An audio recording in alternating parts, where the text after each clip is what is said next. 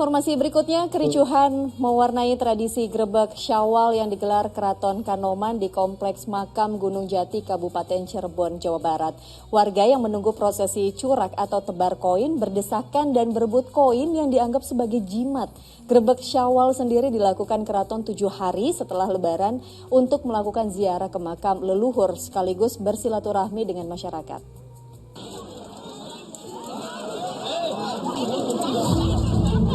Berkerumun dan tak berjarak dilakukan warga saat menunggu prosesi curak atau tebar koin jimat di Kompleks Makam Sunan Gunung Jati, Kabupaten Cirebon, Kamis siang.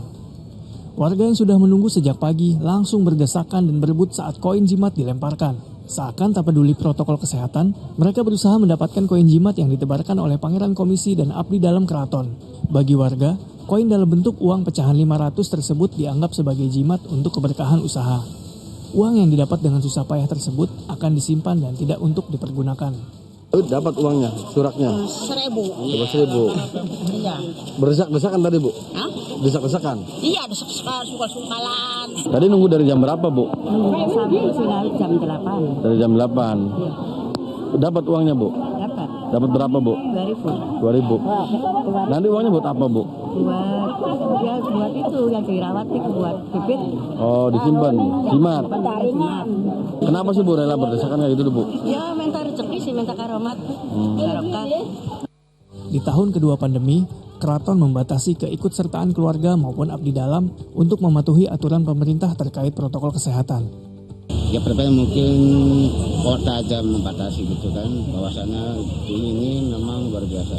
Tapi kami menghargai daripada aturan daripada pemerintahan. Terima kasih. Dibatasi akhirnya, Maya? Ya. Tradisi yang biasa dilakukan 7 hari setelah Lebaran ini adalah bentuk pengukuhan persaudaraan antara Sultan dan masyarakat luas yang berziarah. Sementara, ribuan warga juga tampak memanjatkan doa di sekitar Kompleks Makam Sunan Gunung Jati. Maruli Habibi melaporkan dari Cirebon, Jawa Barat. Iya, ini silaturahminya bagus, ziarahnya alhamdulillah bagus, tapi berdesak-desakan ya Ustadz ya di saat kondisi lagi pandemi yang sebenarnya membahayakan diri kita dan juga orang banyak. Tapi Ustadz satu hal, sebenarnya tadi kan kuncinya adalah memperebutkan koin yang akan dijadikan jimat kan. Sebenarnya memiliki jimat atau menjadikan benda sebagai jimat itu boleh ya Ustadz dalam Islam? Ini mesti diluruskan ya, ini panjang sebetulnya, tapi beginilah. Ini seru-seruan aja sebetulnya. Jadi intinya begini, grebek Syawal ini sebetulnya seperti lebaran ketupat lah kalau di daerah-daerah lain. Jadi intinya adalah kita tasyakur binikmat terhadap puasa 6 hari bulan Syawal. Kan kalau bulan Ramadan itu lewat di satu Syawal kita kan nggak boleh puasa, tapi di hari kedua sudah boleh puasa 6 hari bulan Syawal. Nah jadi intinya ketika berpuasa itu dalam hadis disebutkan ketika seseorang puasa Ramadan dan ditambah 6 hari bulan Syawal akan dihitung puasanya selama 1 tahun penuh gitu berpuasa. Nah karena itulah kemudian ada yang namanya tasyakur binikmat, kemudian bersyukur tapi semuanya dengan beberapa acara budaya-budaya yang ada lebaran ketupat, ada grebek Syawal. Nah pada acara ini ada yang namanya tebar tadi, itu sebetulnya kayak saweran gitulah. Ya saweran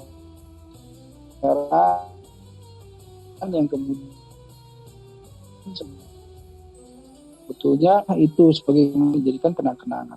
Nah tetapi kemudian kenang-kenangan ini yang bergeser menjadi dianggap membawa keberuntungan gitu ya. Nah dijadikanlah jimat. Nah ini ketika ini sesuatu yang kemudian dijadikan hal yang tadi ada syirik kecil, walaupun ini syirkul asghar, syirik kecil, tetapi ini tetap diharamkan, dilarang oleh agama. Jadi tidak untuk jimat sebetulnya, itu untuk seru-seruan, untuk kenang-kenangan saja, untuk disimpan yang insya Allah alhamdulillah itu akan mengingatkan kita kepada bagaimana kita bersyukur puasa 6 hari bulan Syawal dan kemudian bersama-sama dengan kesultanan merayakannya atau